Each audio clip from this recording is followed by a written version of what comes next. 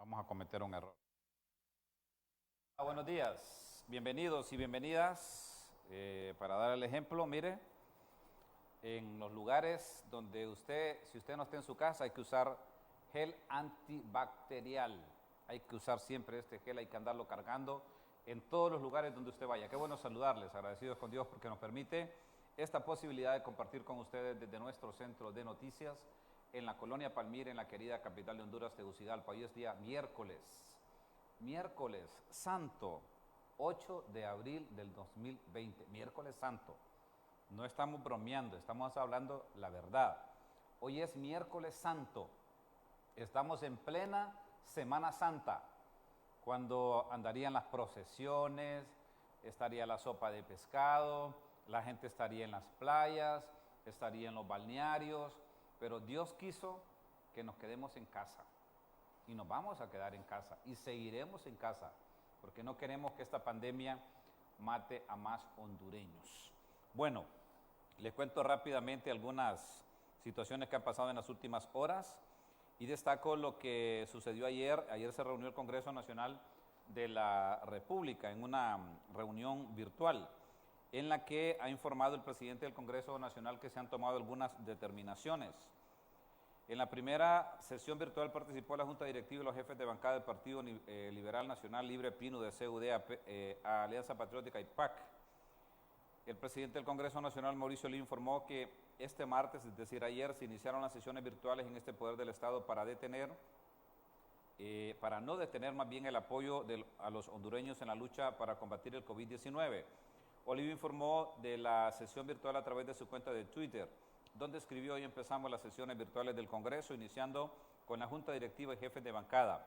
Se están definiendo los mecanismos para realizar nuestras funciones de manera remota para no detener el apoyo a nuestros compatriotas en esta lucha contra el COVID-19, agregó Oliva en su cuenta de Twitter. En ese sentido, en esta primera reunión, explicó, se está buscando la implementación de un sistema virtual para que puedan participar los 128 diputados que conforman el Pleno del Legislativo. En la implementación de un sistema parlamentario debe haber una adecuación en relación a la manera de votación y discusión en el Pleno. Se tienen que asegurar las medidas de seguridad que no permitan una doble votación o un descontrol al momento de participar o de ingresar al mismo, expresó el titular de la Cámara Legislativa. El Congreso Nacional busca un sistema que permita que los diputados se puedan conectar utilizando un paquete básico de Internet, por lo que se está trabajando para identificar la plataforma más barata que sea fácil de usar.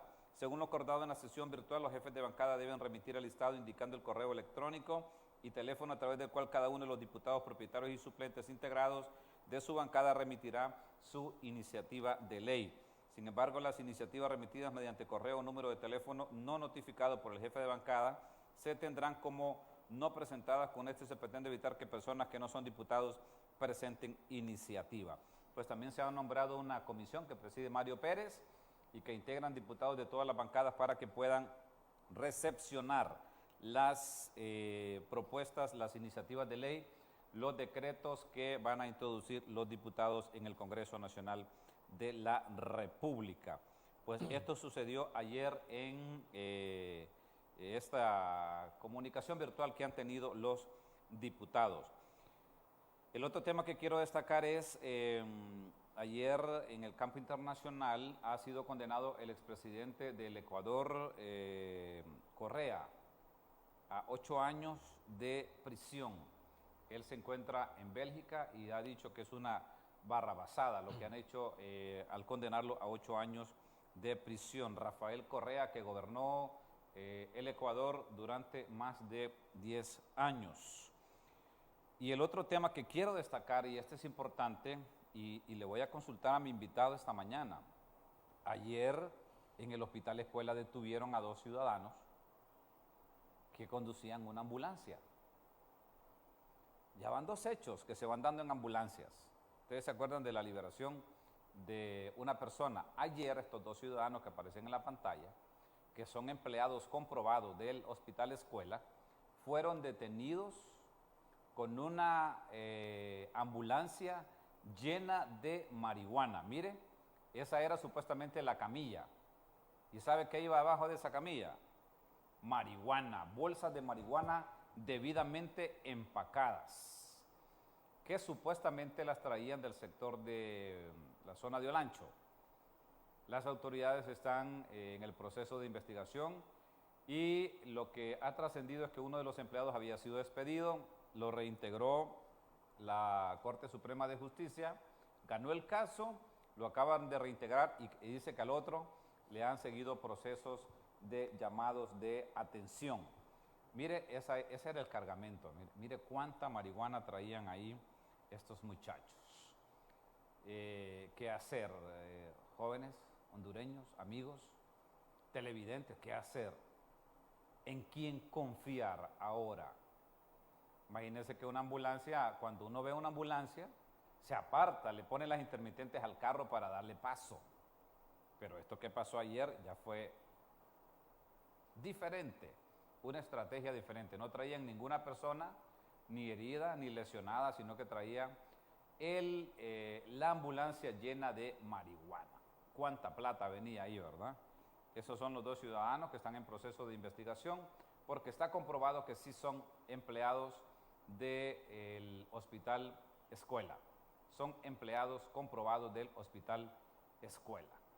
Mire qué cosa, tienen que incrementar las medidas de seguridad la Policía Militar, la Policía Nacional, las Fuerzas de Seguridad, la FUSINA, para seguir identificando este tipo de casos. Bueno, y cierro, Osvaldo, solo mostrando el último comunicado de la SINAJER que dio ayer el doctor Francis Contreras. Hay 7 nuevos casos detectados, muchos dicen estamos alegres porque hay pocos casos detectados. Hay 312 casos confirmados en Honduras, 22 personas que han fallecido y 6 personas que se han recuperado hasta esta hora de la mañana. 312 casos, solo 7 personas que se han contagiado del COVID-19 y eso para muchos dicen que es un buen presagio que nos está llevando por buen camino. Ya voy a preguntarle a mi invitado. Solo cierro diciéndoles que hoy ha habido una denuncia y también le voy a consultar a mi invitado qué opina sobre eso, que posiblemente en Cefas, lo que antes era Cefas, que ahora se llama PNFAS, es decir, la cárcel femenina, pudiese haber casos de COVID-19, pudiese haber, y lo digo pudiese, y en la cárcel de Támara también. A las personas que están en preliberación, es decir, que salían los fines de semana a sus casas, ellos dicen que dieron una instrucción para que no salieran más porque pueden llevar el virus de regreso a la cárcel. Presento a mi invitado esta mañana, el investigador científico hondureño, médico internista, un hombre ampliamente conocedor y estudioso de estos temas y sobre todo que ha estado dando seguimiento a todo el accionar del COVID-19 durante toda desde que se identificó esta pandemia. Me agrada tenerlo de nuevo con nosotros. Doctor Omar Videa, bienvenido, ¿qué tal está? Muy buenos días, licenciado Juan Carlos Contreras, estimado auditorio que le sigue día a día para llevar los temas de mayor información. Sin duda alguna, hoy estamos cumpliendo y completando la cuarta semana. Cuarta semana hoy, ¿verdad? Cuarta semana desde la declaración de lo que fue los primeros 2 casos en el país, que fue el 11 de marzo. Entonces, en este momento nosotros estamos diciendo de la manera que estamos llegando al ascenso, a comenzar el ascenso sobre la representación que han ocurrido en otros países que comenzaron con esta pandemia, países como China, con su epicentro Wuhan. Fue ahí donde a la cuarta semana, aproximadamente cuarta, sexta semana, comenzaron a ver ellos reflejados los picos máximos de lo que fue el contagio. Y por ende es importante analizar con un par de estadísticas, de números, y con ello poder tener un criterio más científico sobre las acciones a tomar y las medidas que se deben de seguir llevando a cabo en el país con el propósito de hacer una contención. En muchos países centroamericanos existen diferentes medidas a las de Honduras, que será propicio hoy comentarlas en función de los resultados que ellos han tenido en la reducción de lo que son los casos de COVID-19, ya que países como Costa Rica y Panamá nos llevan una semana adelante en relación a la declaración de sus primeros casos, que fue en la primera semana de marzo. Doctor, antes de que entremos a ese análisis, yo quiero consultarle qué consecuencias traería el que en un centro penitenciario se encuentre a una persona infectada del COVID-19, porque se está hablando hoy de la cárcel femenina Sí. y de la cárcel de Támara. ¿Qué consecuencias traería esto? Efectivamente, sería fatal debido a que recuerde que la propagación del virus en zonas de aglomeración se hace masiva, sería una réplica exponencial todavía superior a lo que nosotros hemos visto en el comportamiento del COVID-19 y por ende deben de tomarse medidas y acciones. Igual puede ocurrir en los asilos, ¿verdad?, de ancianos, en todo centro donde existe aglomeración de personas y donde no se guarden las distancias correspondientes a lo establecido, que al menos debería ser de 1 metro de distancia. La exposición, lógicamente, con personas que pueden venir del exterior del centro, eso implica un factor de riesgo adicional, ya que existen muchas personas ahora que transitan en el país que son asintomáticos y pueden ser potencialmente portadores del virus, que puede llevar como consecuencia una infestación masiva. Eso sería altamente peligroso. Sí, porque cuando llega a identificarse un primer caso y no se hacen las medidas de aislamiento de la persona, lógicamente en los primeros 7 días es cuando el virus tiene la mayor capacidad de replicación y tal vez en ese momento no hay síntomas, por ende a cada contacto se debe tomar las acciones correspondientes y de una u otra manera pues guardar la distancia y tomar las medidas en relación a el aseo, ¿verdad? El aseo, que es muy importante para el poder dotar de agua potable para poder hacer el lavado de manos. Si no existe la posibilidad de distribuir gel, entonces, bueno, el garantizar el agua, que es vital en el sentido no solamente como hidratación, sino que en este momento el lente que nos ayuda, el vehículo que nos ayuda a evitar una propagación del virus, debido a que penetra por las manos a nuestro cuerpo y que posterior, al tocar ciertas áreas, el virus entra a nuestro organismo y pues tiene la incubación y posteriormente el desencadenar los síntomas que todos ya conocemos. Doctor, que solo hayan habido 7 casos ayer, ¿es un buen síntoma o qué mensaje nos está enviando eso? Desde el punto de vista epidemiológico, vamos a hacer un comentario científico. Yo le digo al pueblo hondureño, al iniciar este análisis, que debe tener mucho cuidado con el reporte de los casos. No quiero decir que se están escondiendo cifras, no tengo pruebas de lo mismo, por ende pues no puedo certificar esa versión. Sí. Lo que sí yo le puedo decir es que nos falta capacidad logística para hacer pruebas. No es posible que un día, por ejemplo, se reporten 30 casos y que al siguiente día se reporten 7. Epidemiológicamente, el comportamiento de la enfermedad no puede llevar ese curso. O sea, usted no puede decir que los casos van en disminución cuando un día aparece una cantidad y se cuadruplica al siguiente día. Cuando usted habla en términos científicos de que los casos van descendiendo, que la curva se va aplanando, es cuando de manera sostenida los casos van disminuyendo. O sea, que todos los días van llevando el mismo patrón. Cuando usted realiza, como el día de ayer, reporta 65 pruebas, y cuando tenemos en los cálculos aproximados de más de 3.000 sospechosos de COVID-19 en el país, ¿y por qué le digo que hay más de 3.000 casos? Porque aproximadamente, por la capacidad de contagio que hemos visto en países de América, andan aproximadamente por cada persona confirmada 10 sospechosos. 1 por cada 10. 1 por cada 10. Entonces es válido cuando algunos expertos también han coincidido en este concepto de que son aproximadamente 3.120, podríamos decir así, sospechosos. Entonces, A esos sospechosos hay que practicarles las pruebas. Pruebas, sí. Y si usted le está haciendo entre 60 y 100 pruebas al día, lógicamente no los va a encontrar.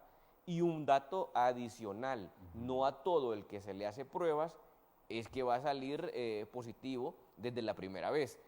¿A qué me refiero? Proporcionalmente nosotros hemos realizado en el país en un mes, casi ya, en 4 semanas, alrededor de 1.300 pruebas, de los cuales hemos tenido 312 casos positivos confirmados. ¿Qué significa eso? Que el 24% aproximadamente de los casos, de las pruebas hechas han salido positivas. Entonces, hay un margen de error alto y eso es normal. O sea, que acá no criticamos el hecho de que se reporten casos negativos de COVID-19. No, eso es válido, eso ocurre en todos los países. De hecho, países como Costa Rica, le voy a poner el ejemplo, revisábamos el día de ayer que tiene en este momento 475 casos, casi los 500 casos, pero han realizado casi 5.000 pruebas. Usted va a decir, pero entonces ahí el margen viene que solo se detecta el 10%. Sí, pero una detección masiva de los casos permite una intervención temprana, porque hoy estamos viendo en la comparación en relación a países centroamericanos que Costa Rica en su 5ª semana ya, porque nos lleva una semana de adelante, que lo completa dentro de 2 días la 5ª semana, ya el día sábado inicia la 6ª semana, o sea, va adelantado en función de haber reportado, de haber sido el primer país en Centroamérica en reportar casos. Entonces, ellos han realizado alrededor de 5.000 pruebas para detectar prácticamente el 10% de los casos, pero tienen sitiado el país. ¿Por qué? Porque es un país con una densidad poblacional menor que la nuestra. Costa Rica anda aproximadamente en 5.2 millones de personas. Entonces, si usted le aplica a 5.2 millones de personas 5.000 pruebas, va a haber una diferencia en aplicar 1.300 pruebas a 9.2 millones de personas. Entonces, puede ser que nosotros nos vayamos a tener estadísticas donde nos vaya marcando un descenso, pero ese descenso, para que tenga un criterio científico y decir estamos bajando los casos, tienen que ser de manera sostenida. No existe en el mundo ningún país que aplane la curva en relación a un día 30, otro día 7. Entonces, es muy importante poder establecerle a nuestra población que no hay que confiarse. Puede uno relajarse un poco, siempre tomando las medidas cuando los descensos sean sostenidos. Si aquí en adelante el reporte de nuevos casos va con esa tendencia de 7 a 10 y eso es sostenido, entonces diremos nosotros y nos alegraremos en función de que hemos reducido esta cantidad de casos. Pero si se sigue viendo este parámetro, lo que me impresiona y lo que da a entender es que nos falta capacidad logística para hacer un mayor número de pruebas. Recuerde que la existencia de pruebas no eran muchas, ahora tenemos, y por la donación del Banco Centroamericano de Integración Económica, una cantidad significativa de pruebas que son 26.000. Sí. Son pruebas diferentes, es lo que se llama la prueba rápida, que hay que aclararle a la población que la prueba rápida tiene un protocolo en relación al tiempo de la realización. Es un resultado rápido, de 15 a 20 minutos, pero usted la tiene que realizar a personas que usted sospeche que incubaron o que el virus entró de 7 días previos a la realización de la prueba. O sea que usted esa prueba no la puede hacer.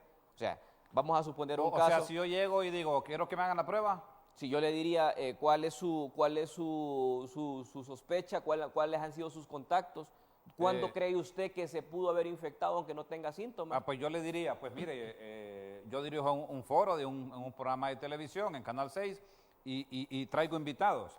¿Ese podría ser una causal? Sí. Sí, porque realmente usted es una persona que... Yo estoy expuesto a eso, todos los periodistas estamos expuestos. Está expuesto. Y yo le puedo preguntar, ¿usted tiene síntomas? Usted me dice, no.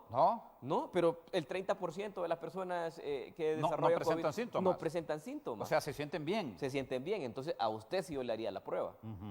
Una persona que me diga que tiene 14 días de estar en la casa y que no ha salido, y que guardan las medidas con la persona que sale en el hogar, lógicamente no tendría criterio para hacer la prueba. Sí, ¿Cuál sí. es el mensaje? Que tengamos pruebas no significa que a todo mundo se le va a Que hacer. se va a abusar a hacerle a todo el que se presente. Porque vamos a descuidar personas que sí Sí. realmente son sospechosos. ¿Y el síntoma cuál es, doctor? El síntoma principal es la fiebre. Porque la gente que está en la casa está con fiebre hoy, dice, yo tengo un mes de no salir y estoy con fiebre, tengo COVID. Mire, si la fiebre no es justificada por alguna otra molestia, que puede ser, por ejemplo, dificultad para orinar, un cuadro diarreico, que hay que decirlo, la diarrea es un síntoma atípico, pero que forma parte del cuadro descriptivo de sintomatología del COVID-19. Recuerde que de una u otra manera nosotros lo que hemos estado haciendo a través de estas medidas es reducir el porcentaje de contagio, pero que indiscutiblemente si usted está recibiendo un familiar de manera diaria en su casa porque convive ahí y le toca salir, entonces lógicamente sí hay un grado reducido porcentual de contagio. Entonces, si esa persona que desarrolla fiebre, como usted ha puesto ese buen ejemplo, y está en la casa y que puede estar ocurriendo en este momento y es importante instruirlo, entonces a esa persona hay que realizarle la prueba, porque sí forma parte del porcentaje de contagio, aunque sea mínimo, pero sí está expuesto. Pero si alguien vive solo, no ha salido hace 14 días. ¿Ni ha recibido visitas? Y no ha recibido visitas y desarrolla un cuadro de esto, uno tiene que pensar en otras condiciones. Entonces, el detalle de la prueba rápida, que lo que identifica son anticuerpos, o sea, si ya se han montado defensas o ha habido lucha o una respuesta del organismo ante el COVID-19. Entonces, si hay anticuerpos es porque hubo un ataque del antígeno del virus. Entonces, la prueba va a salir positiva y va a salir positiva al contacto de 7 días, porque una vez que a usted lo invaden, va a montar una respuesta, pero va a procesar esa agresión. Y al procesar esa agresión es lo que se llama montar defensa y es anticuerpo, ¿verdad? Entonces, lógicamente, usted tiene un lugar en el canal donde hay guardias de seguridad, entonces lógicamente es invadido por un acto delincuencial, entonces lo primero que se hace, que puede ser bajo diferentes sistemas, vamos a poner el ejemplo aquí de cámaras de seguridad, se identifica una persona extraña en el lugar, en el canal. Entonces, ¿qué es lo que hace? Pues se activa una respuesta. Esa activación de la respuesta es que el guardia va a ir a contrarrestar y ver qué es lo que está ocurriendo. Pero eso no ocurre en el primer minuto. Se procesa la información. Entonces, cuando ya el guardia está listo para actuar, ahí hay anticuerpos. ¿Por qué? Porque hubo una respuesta. Identificaron que había un agente agresor. Eso es el COVID-19. Entonces, para que eso ocurra y que usted identifique que ya hay un guardia actuando, tienen que haber transcurrido 7 días desde el fenómeno que lo desencadenó.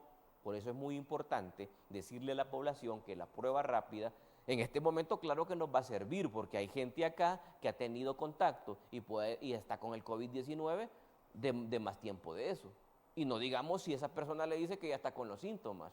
Entonces inmediatamente se hace la prueba, porque si tiene los síntomas, no espere, el virus ya está. Sí. Y ya está por lo menos de una semana para atrás. Muy bien. Déjeme hacer una pausa, doctor, y vamos a regresar con usted con las estadísticas y que vayamos viendo, analizando también la evolución que ha tenido el COVID desde cuarta semana ya en Honduras y un susto que muchos están preocupados que va a pasar la próxima semana. Estamos en Semana Santa. ¿Qué va a pasar la próxima semana? ¿Qué hay que hacer la próxima semana? La propuesta que usted hizo aquí en este foro es que debería de darse opciones a la gente que sea un dígito al día. Y nosotros apoyamos esa propuesta, un dígito al día. Es decir, el lunes el 1, el martes el 2, el miércoles el 3, el jueves el 4, el viernes el 5, sucesivamente, hasta llegar al 0. Que solo salga un dígito al día, no 3, como van a salir hoy, 4, 5 y 6.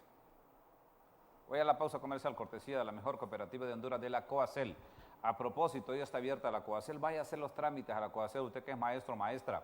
La Coacel está con el dinamismo de siempre y aplicando todas las indicaciones que el gobierno de la República ha dado para beneficiar a sus afiliados. Ayer el Banco Central aprobó una buena partida presupuestaria para préstamos a muy bajos intereses para los bancos y para las cooperativas. Habrá buena plata.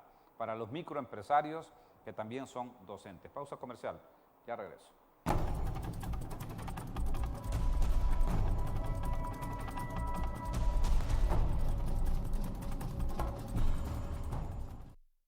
Ya no soporto tanta plaga. Llámate al 3333-7500. Necesito una solución. Si tú quieres acabar con esa plaga, solo tienes que llamar marcando al 3333-7500. Llama a los expertos. Somos FUMIF. Prevención y control de cualquier plaga. Residencial, comercial e industrial. Sin olor, sin manchas, sin mover nada. Seguro para su familia y mascotas. Llámanos. 3333-7500. 3333-7500. FUMIF.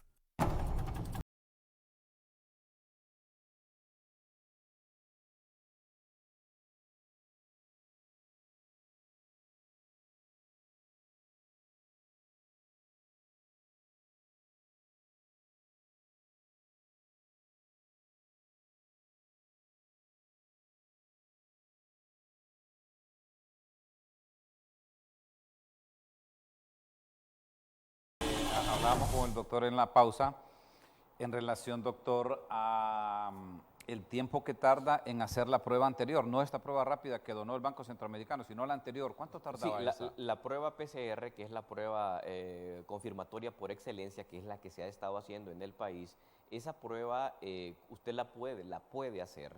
Claro, lógicamente con un porcentaje menor de probabilidades de que salga positiva en relación a hacerlo el tercer día. Esa prueba PCR se puede hacer, esta PCR en tiempo real, se puede hacer a las 24 horas después de haber tenido el contacto. Idealmente, para que sea más efectiva, se debería de hacer al tercer día del tiempo de sospecha que se tuvo de contacto con una persona que puede ser potencialmente portadora de COVID-19. Entonces, la facilidad que nos da esta prueba que se ha estado haciendo en el país es que se puede hacer de manera temprana. La desventaja que se tiene es la celeridad en los resultados. Hemos visto como casos se reportan de 24 y 48 horas. Realmente, y este es un comentario que en algún momento le escuchamos a la señora ministra de Salud, mencionaba de que se estaba agilizando el proceso y que la prueba se podía hacer en un periodo de 8 horas, y eso es científicamente demostrado. Sí se puede hacer con 8 horas. Pero estamos viendo acá que no está dándose la celeridad, y un aspecto importante y una buena noticia que espero que lo que anunció el presidente hace 2 días se pueda cumplir en relación a la instalación de otros laboratorios de virología. Eso es muy importante, porque en este momento, si solo nos concentramos en Tegucigalpa y el proceso que puede llevar que le tomen a usted la muestra, digamos, en un municipio, voy a poner el ejemplo del Paraíso, por ejemplo en Trojes, casi fronterizo con Nicaragua, hay que tomar esa prueba, enviarla a Danlí, de Danlí viene. Entonces, ¿cuánto tiempo va a tardar en llegar una prueba a Tegucigalpa? Y el tiempo que va a tardar procesarla. Hemos visto lastimosamente cómo personas en el país han fallecido. El último reporte que se tuvo de mortalidad en el país por Sinajer fue el día sábado. Y de los 7 fallecidos, 5 fueron post-muerte. O sea, tuvieron los síntomas y me parece oportuno porque se le tomó la muestra y salieron positivos. O sea, estas personas no llegaron ni a un centro asistencial, en primer lugar, y en segundo lugar, no llegaron ni a conocer por qué eran esas manifestaciones. Lógicamente, hay una responsabilidad compartida en el caso de estos, porque una actuación tardía del paciente o el familiar, lógicamente, hace de que no haya nada que hacer si termina falleciendo en casa. Doctor, antes de que revisemos las estadísticas, ¿qué le recomendaría usted a una persona que ha sido detectada positiva del COVID-19? Bueno, una persona ya detectada positiva es el aislamiento, ¿verdad? Totalmente, el aislamiento. ¿De toda su familia? Sí, correcto. Y el monitoreo de los síntomas, porque esta enfermedad, cuando le entra el virus, tarda más o menos en promedio 4 días en darle las manifestaciones, que son, y vamos a insistir en esto porque cada momento la persona debe estar atenta, repasando los síntomas, que es la fiebre, la tos seca y la fatiga. Cuando han transcurrido 3 días con esos síntomas, puede venir la fase crítica o la fase donde hay gravedad. Y vea usted lo que está ocurriendo en el mundo, y el ejemplo principal es el primer ministro de Boris Inglaterra. Johnson. Correcto. Usted miró ese video, así sería que se contaminó él, que llegó a un supermercado a comprar, llegó en su bicicleta, saludó a todo el mundo sin guantes ni nada, Sí. abrazó a la gente, se tomó fotos con la gente. Trasciende que pudo haberse contaminado ahí. Correcto, y vea usted cuántas en tan solo 20 segundos ha descrito formas de contagio, todas las tuvo. Entonces, estaba en su domicilio, y vamos a poner este ejemplo porque es un mandatario de una de las potencias en el mundo, y mire usted que estaba en su casa bajo la vigilancia, y va de acorde a su pregunta, bajo vigilancia, como pueden estar la mayoría de los hondureños que han resultado positivos con COVID-19, que están en los hogares, y que cumplida una semana de haberse detectado el virus, comenzó con los síntomas de la complicación, la dificultad respiratoria. Y hoy está en una unidad de cuidados intensivos. O sea, no se confíe, tiene que tener un monitoreo diario, y máxime si tiene factores de riesgo. Y uno de los factores de riesgo que vemos ahí es el relacionado con la obesidad, que es visible. Desconocemos otras patologías que muy probablemente se tengan. Ya toda persona arriba de 45 años, el tema de hipertensión y diabetes, independientemente del país donde resida, es una asociación que se da, pues hay una afinidad amplia. Por edad no tiene ese factor de riesgo, que es una edad mayor de 60 años, pero si hay comorbilidad, o sea, si hay algún padecimiento, esto ya le implica y le pone en una condición de potencial complicación. Entonces, a lo que vamos es que una semana después usted puede presentar síntomas de complicación, y es la dificultad respiratoria. Entonces, ¿qué hay que hacer con las personas? Un monitoreo continuo. En este momento creo que logísticamente sí se puede seguir haciendo. Va a llegar un momento que usted ya conozca estos síntomas para que vaya usted al centro asistencial, porque en este momento a lo mejor se puede monitorizar. En algunas regiones todavía se les pueden hacer visitas desde el punto de vista de personal de salud para revisar a la persona, o en las ciudades grandes se puede todavía monitorizar vía telefónica. Pero créame que dentro de 2 o 3 semanas yo no veo ese panorama así, que lo van a estar llamando a usted. O sea, No, difícilmente. se va a tener una cantidad de casos en los cuales Sí. la logística se va a agotar, y es usted que debe de conocer cuáles son los síntomas que lo tienen que hacer llegar al hospital. En primer lugar, usted le tienen que certificar que tiene COVID-19. Como usted dice, el ejemplo que el licenciado nos está poniendo en esta mañana es una persona ya confirmada con COVID-19. Entonces, ¿cuáles son las medidas que tiene que hacer en casa? Todas las personas que viven en esa casa son sospechosos. Sí. Y muy probablemente por la capacidad de transmisibilidad que tiene el virus, probablemente estas personas sean portadoras del virus. Entonces, la responsabilidad del gobierno es efectuar la prueba a estas personas, hacerles las pruebas. Y una vez confirmada, pues lógicamente tener igual seguimiento. Esta persona tiene que tener un aislamiento en casa. Entonces, ¿cómo se practica ese aislamiento? A esa persona hay que ponerle mascarilla dentro de la casa. Idealmente hay que ponerle guantes dentro de la casa y confinarlo en una habitación. En esa habitación, una persona se debe de encargar de hacerle llegar los alimentos que se cocinan, que se preparan. No es que le van a preparar la comida, una comida diferente. Bueno, debe de ser lo más saludable en función de que ningún alimento vaya a ser más bien una condición que le agrave su cuadro. Digo, un cuadro diarreico o un alimento que no esté Mucha con grasa, la cocción, digamos, la sí. grasa. Bueno, lo que conocemos de una comida, que hay que tener algunos criterios pues saludables, para enfermos diríamos nosotros. Entonces, no mucha sal también, porque eso puede incrementar la presión. El incrementar la presión es un factor de riesgo. Entonces, lo importante acá en el concepto es que los alimentos sean distribuidos idealmente, si es posible, en platos, vasos tenedores desechables. Desechables. Si no se tienen buen tenedores apunte ese. desechables, pues hay que hacer un proceso de Que no se mezcle con nosotros. desinfección Sí. de los utensilios si no hay forma. Y esto hay que hacerlo con cloro, con la mezcla de cloro y agua. Doctor, perdone, ¿y qué medicamento puede tomar esa persona? Bueno, esa persona, la indicación que tiene es que si tiene fiebre solo puede tomar acetaminofén o paracetamol. En eso estemos Paracetamol. claros. No se automedique usted. Hay algunos fármacos que tengo conocimiento yo que se están empleando en el país, pero es a nivel institucional. Tengo entendido que en el Seguro Social están llevando un protocolo ya certificado en otros países como en Estados Unidos, pero eso tiene que ir bajo la supervisión. Usted, por favor, si se le detecta COVID-19 y está en su casa, no se vaya a poner a tomar cloroquina, ni hidroxicloroquina, ni acitromicina. Estos son medicamentos muy delicados que tienen que ver con alteraciones a nivel cardíaco. ¿Cuánto de acetaminofén debe tomar la gente para paracetamol? Bueno, Porque la aquí- dosis recomendada Aquí es... tengo una gran cantidad de mensajes que me Sí, están es consultando un sobre gramo, eso. normalmente las tabletas vienen de 500 miligramos, entonces son 2 tabletas máximo cada 6 horas. Usted no debería de excederse de 4 gramos, porque les voy a decir hoy cuál es la dosis tóxica del acetaminofén, que son 10 gramos.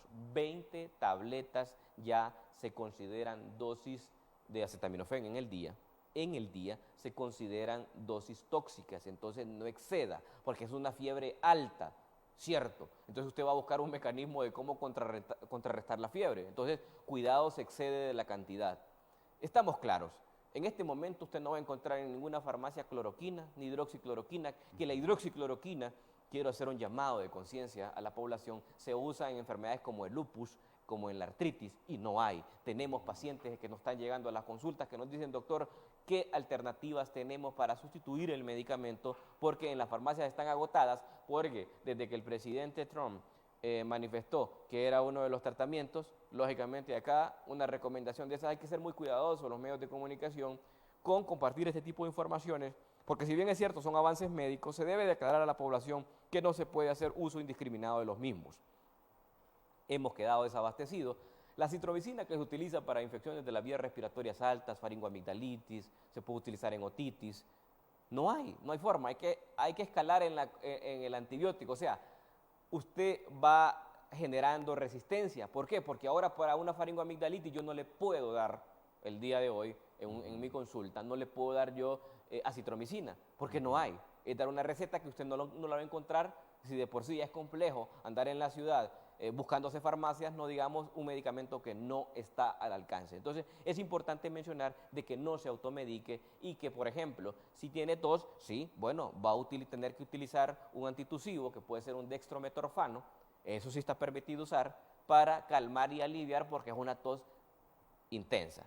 Y dentro de las recomendaciones, cosas naturales, que hay que decirlo también ante la tos, que han demostrado evidencia, es, por ejemplo, los tés de jengibre, que tienen muy buenas propiedades. Los tés de casa, de las abuelas. El limón, el jengibre, eucalipto, todo esto sí puede ayudarle a usted para reducir la frecuencia de la tos.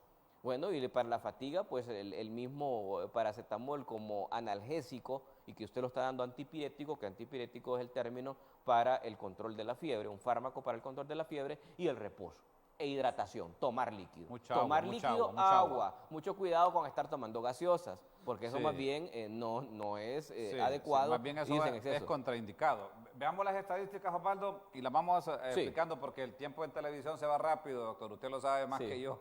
Correcto. Veamos las estadísticas. Interesante esto. Creo que primera vez en la televisión que alguien hace una descripción así de lo que alguien debe hacer en casa. Veamos eso. Ahí estamos con el total de confirmados a el día de hoy. Hace 5 minutos se ha descargado esta plataforma de la Universidad de Johns Hopkins, que han sido líderes y ahora están llevando la voz en las estadísticas mundiales. Nos habla que en este momento tenemos 1.446.557 casos en total, de los cuales tenemos 83.149 fallecimientos. Ya se reportan 184 países que han pues se ha encontrado el COVID-19. Esto nos da una tasa de mortalidad del 5.74. Recuerde usted que en el primer programa que yo estuve acá comentando, el 19 de 5.74. marzo, hablábamos que la tasa de mortalidad iba a ser del 2.3%.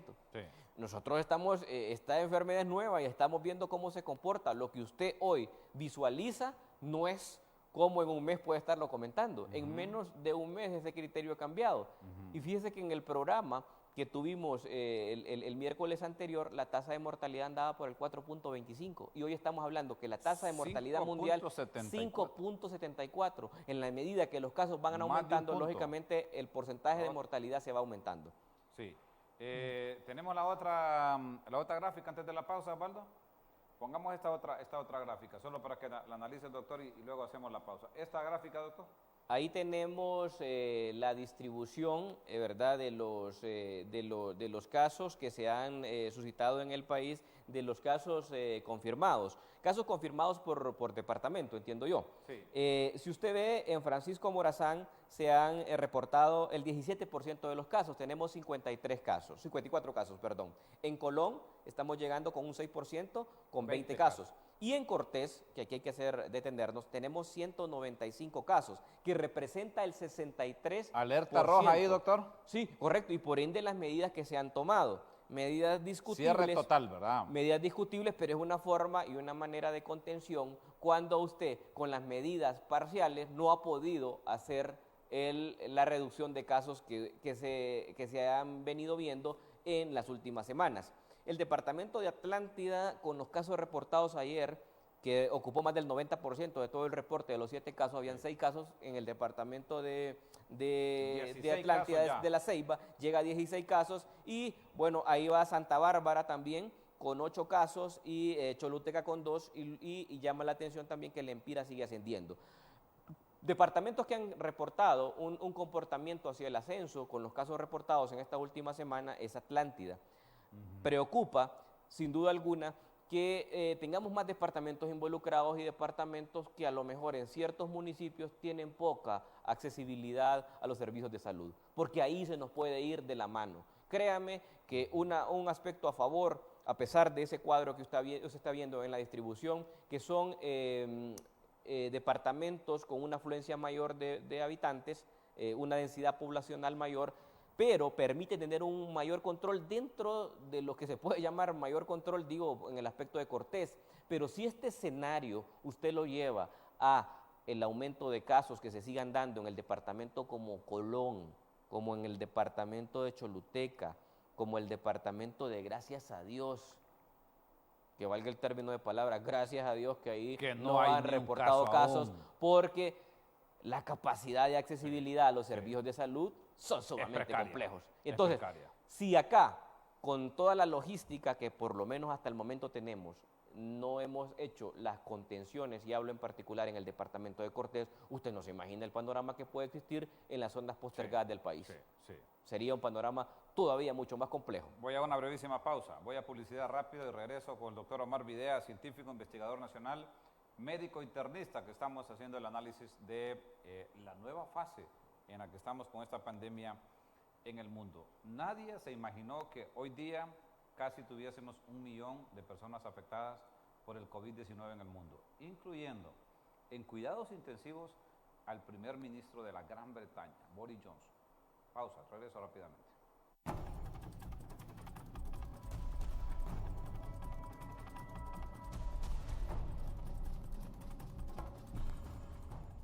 El nuevo coronavirus es una enfermedad viral aguda que afecta las vías respiratorias. Síntomas: fiebre alta, tos generalmente seca, dolor de cabeza, dolor de garganta, congestión nasal, dificultad para respirar. Acudir inmediatamente al establecimiento de salud más cercano al presentar síntomas respiratorios y fiebre. Secretaría de Salud, Gobierno de la República.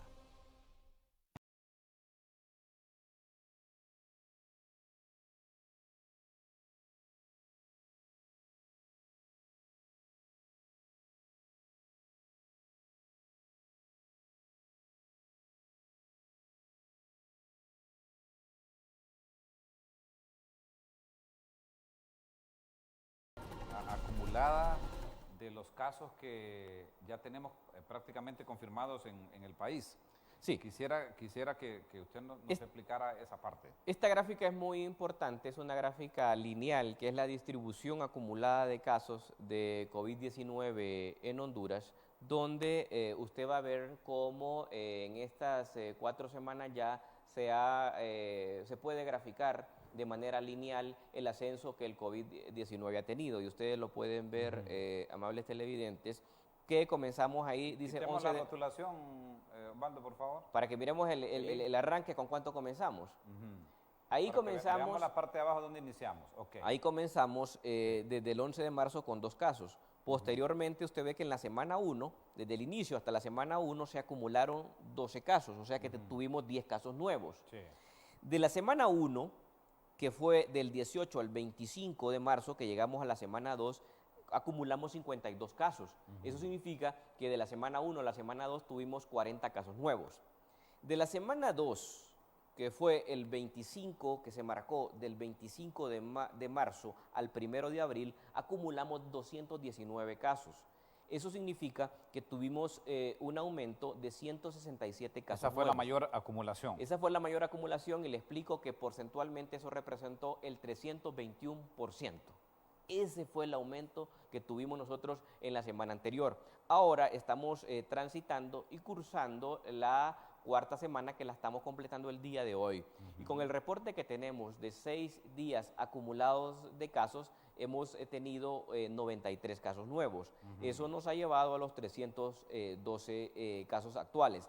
Esto hay que decírselo a la población, que es menor el reporte que estamos llevando a la culminación de la semana 3, o sea, ya completada la semana 4. Al término de la semana 4, estamos nosotros viendo que hay un descenso, pero ese descenso lo explicábamos que es producto de las dificultades que yo estoy encontrando en masificar la cantidad de pruebas. Le vuelvo a decir al pueblo hondureño, no se confíe. Usted siéntase tranquilo y confiado, pero tomando las medidas cuando el descenso sea sostenido. No puede existir descensos epidemiológicos cuando usted un día tiene 7, otro día tiene 30, otro día tiene 2 y otro día tiene 40. Entonces, ¿cuáles son los pronósticos de hoy? Se los voy a dar desde adelante ya, que se va a superar al menos, diría yo, unos 20 casos para el día de hoy. Hoy miércoles. Sí, porque no hemos visto de manera sostenida el descenso de los casos. Por lo menos, al menos. Entonces, nosotros creo que vamos a estar superando los 100 casos en esta semana. Eso nos da, en este momento hemos tenido un aumento de 55% de los casos. Ese es el aumento en la semana, al término de la semana 4.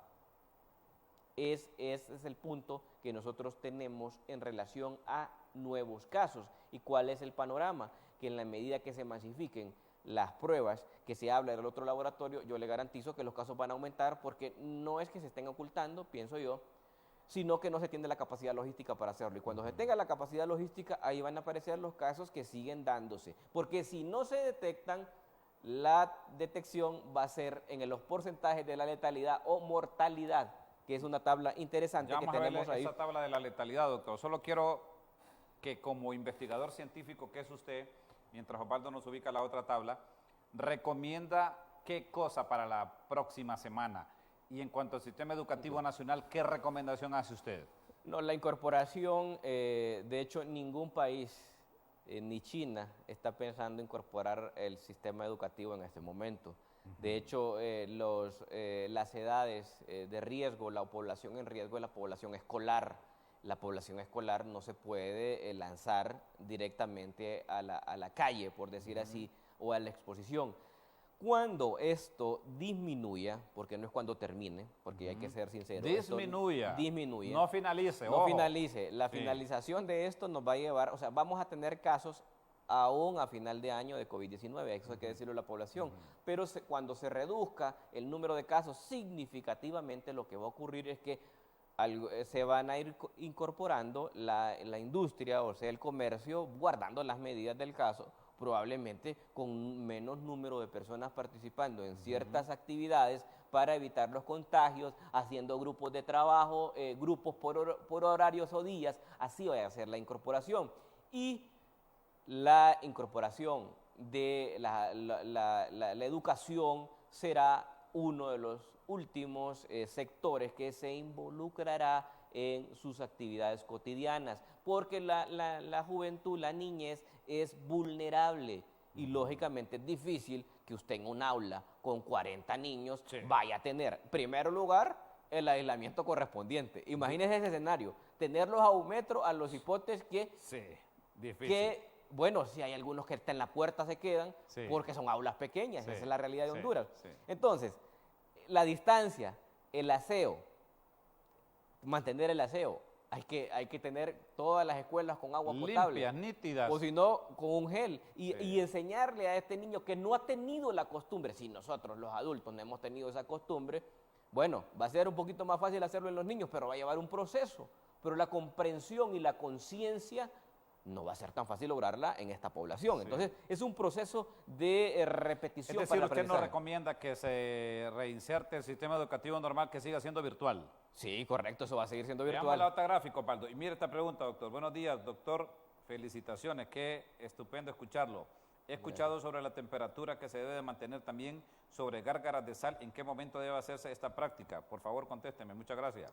Sí, bueno, hay una teoría en la cual, y sí se ha certificado, que deberíamos de elevar nuestro pH con un pH, alcalinizarlo, pues. Entonces, en la medida que ese pH se alcaliniza, la probabilidad de contagio es menor, ¿verdad? Y hay diferentes maneras, por ahí hay algunas propuestas en relación a lo que es la alcalinización del pH a través de por ejemplo, la sal. Realmente, científicamente, no hay una demostración. Y esta otra que dice, ¿qué opina de la aspirina que unos cubanos tomaron con limón? No, mucho cuidado con la aspirina, que forma parte de los medicamentos que no se deben de tomar de manera indiscriminada. ¿Por qué? Porque junto a fármacos como el ibuprofeno también se han encontrado que potencian la capacidad de réplica del virus. Mucho ojo con eso. Mire cómo lo felicitan. Solo poneme la gráfica, por favor, flaco. Doctor, lo felicito. Primera vez en mis años de vida que tengo que un doctor da a conocer medicinas caseras. Usted es el doctor del pueblo, felicidades. Muchas gracias. Es que en este momento hay que orientar. Hay cosas que científicamente se han demostrado. Yo, como un investigador científico y manteniendo la seriedad de mi información, tengo que también darle alguna orientación de cosas que realmente se han demostrado que funcionan. Explíqueme rápidamente por el tiempo, doctor, ese cuadro. Bueno, miren, población adulta mayor. Yo quiero detenerme ahí en la gráfica en el punto de las edades, la letalidad, la gente que ha muerto. La gente que ha muerto debe de llamarle mucho la atención a usted, que hace una semana decíamos que esta población era la que menos porcentaje tenía de mortalidad, que es la adulta mayor. Pero en este momento, hoy, el COVID va avanzando, va evolucionando, el COVID-19 en Honduras. Mire, el 36.36% de las personas que han fallecido en el país son personas mayores de 60 años. Entre 61 y 80 años. Representan el 15% de todos los casos por edad de la enfermedad. Pero una vez que ya se habla de letalidad, esa cifra se duplica.